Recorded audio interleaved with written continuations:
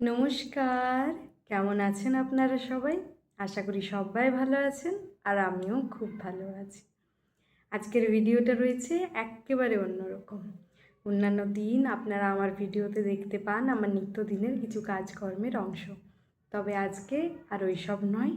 আজকে আপনাদেরকে শেয়ার করব আমার পুরনো দিনের গ্রীষ্মের একটা দুপুরের গল্প। বাইরে এখন যেহেতু চলছে 40 ডিগ্রি তাপমাত্রা, ফ্যানের হাওয়াটাও কিন্তু খুব গরম। আর আমরা তো একেবারে টপ ফ্লোরে থাকি, তাই সিলিং ফ্যানের হাওয়া একটা টাইমের পর দুপুরে তো আর নেওয়াই যায় না। তাই ভাবলাম আজ আপনাদের সাথে গ্রীষ্মের একটা দুপুর আমি কাটাই। চলুন 5 মিনিটের জন্য আমরা সবাই একটু অলস হয়ে পড়ি। আমার গল্পের সাথে সাথে আপনারাও আপনাদের ছোটোবেলার যে গ্রীষ্মের দুপুর আপনারা কাটিয়েছেন সেটাও একটু স্মরণ করার চেষ্টা করুন। আপনারা হয়তো কিছু কিছু জায়গায় আমার সাথে রিলেট করতে পারবেন, আবার কারো কারো সাথে তো আমার এই পুরোটাই মিলে যাবে। চলুন শুরু করি তাহলে। আচ্ছা, আপনাদের মনে আছে ছোটোবেলার গ্রীষ্মের দুপুরগুলির কথা? যদি মনে থেকে থাকে তাহলে অবশ্যই আমাকে কিন্তু কমেন্টে জানাতে ভুলবেন না। ঘড়িতে বাজে দুপুর 1টা। রাস্তাঘাট শুনশান, রৌদ্রের তাপে পিচ গলে যাচ্ছে। শুধু কয়েকটা পাখি গাছের ছায়ায় বসে কিচিরমিচির করে ডাকছে। ঘরের পাতলা পর্দা উড়ছে, ফ্যানটাও ঘটাং ঘটাং করে ঘুরছে। সে আওয়াজটা শুনলেই কেমন ঘুম ঘুম পায়। মা বলতো, এই রোদে বাইরে যাস না, মাথা ধরবে। আমরা পাটি পেতে শুয়ে পড়তাম, হাতে একটা গল্পের বই বা পুরনো কমিক্স। প্রসঙ্গত বলে রাখি, আমি এমনি বই পড়ার থেকে গল্পের বই বা কমিক্স পড়তে খুব ভালোবাসি। আপনি যদি আমাকে একটা হাতে গল্পের বই ধরিয়ে দেন, অবশ্যই আমার পছন্দ মতো মতো, তাহলে আর আমার কিচ্ছু লাগবে না। আমি অনায়াসে সারাটা দিন ওই বিছানাতে বসে বসেই কাটিয়ে দিতে পারবো।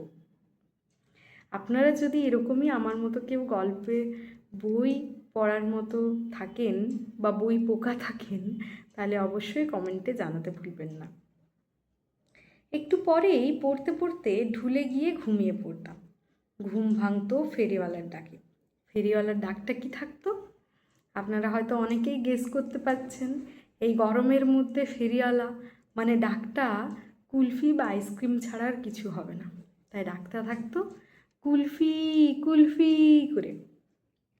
সেই ডাকটা শুনেই ঘুম থেকে লাফিয়ে উঠে পড়তাম। তারপরে বায়না ধরতাম ঠান্ডা কুলফি খাওয়ার জন্য। জিভটা কুলফি খেতে খেতে ঠান্ডাতে বরফে জমে যেত, আর সাথে মনটাও কিন্তু। মুখে দিতেই কুলফিটা মনটা যেন একেবারে হাল্লাতে আটখানা হয়ে পড়তো। বিকেল হলেই আবার প্রাণটা ফিরে আসতো। ছাদে বাগানে জল দেওয়া, তারপরেই চলে যেতাম বন্ধুদের সাথে খেলতে। পশ্চিমের আকাশটা লাল হয়ে যেত, দেখে মনে হতো সূর্যি মামাও কিন্তু এবারে বাড়ি ফেরার জন্য তাড়াহুড়ো করছে।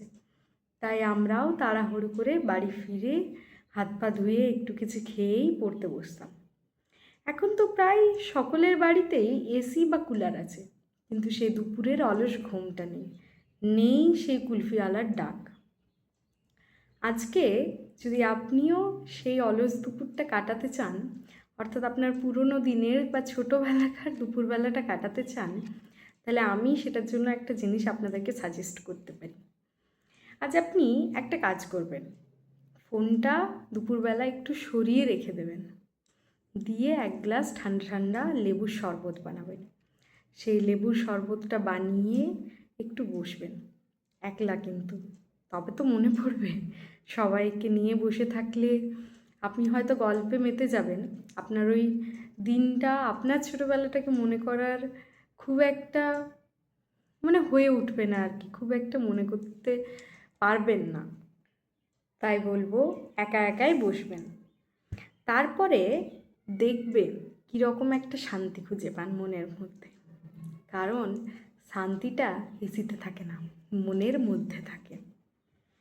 চলুন, এই ছিল আমার আজকের গ্রীষ্মের দুপুর। আপনার গরমকালটা কেমন কাটে সেটাও আমাকে কমেন্টে জানাবেন। কুলফি খেয়ে না এসিতে, ভালো লাগলে লাইক করবেন, শেয়ার করবেন, আর খেরোখাতার পাতাতে নতুন হয়ে থাকলে অবশ্যই চ্যানেলটিকে সাবস্ক্রাইব করে পাশে থাকবেন। আজ তাহলে আসি, আবার দেখা হবে খেরোখাতার নতুন একটি পাতাতে, নতুন কোনো গল্পের সাথে, বা হয়তো নিত্যদিনের কোনো আমার সংসারের টুকিটাকি ভিডিও নিয়ে। চলুন, ততক্ষণে সবাই ভালো থাকবেন, সুস্থ থাকবেন, আর সবাইকে ভালো রাখবেন।